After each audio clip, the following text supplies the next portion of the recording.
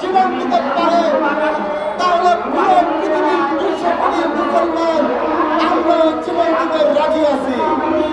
আমাদের মধ্যে একটা ধারণা আছে যে বাংলাদেশের মুসলমানদের মধ্যে বাংলাদেশের মুসলমানদের মনে হয় ভাই ভাই।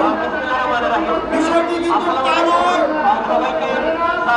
পুরো পৃথিবীর মধ্যে যেখানেই মুসলমান থাকবে, যে দেশে মুসলমান থাকবে, তারাই আমাদের ভাই, আমরাও তাদের ভাই।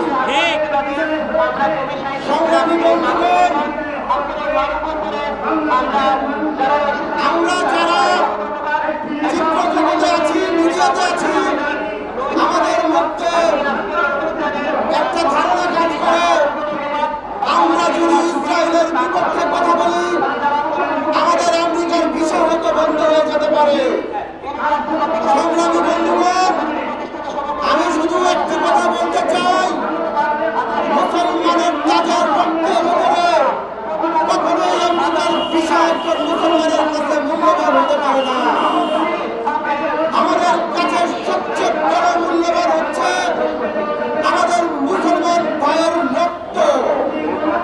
সেই রক্ত এখন পর্যন্ত যতগুলো ঝরেছে, এর পরবর্তীতে আমরা আর একটি শিশুকে আরেকজন মানুষকে রক্তে রঞ্জিত হতে দেব না।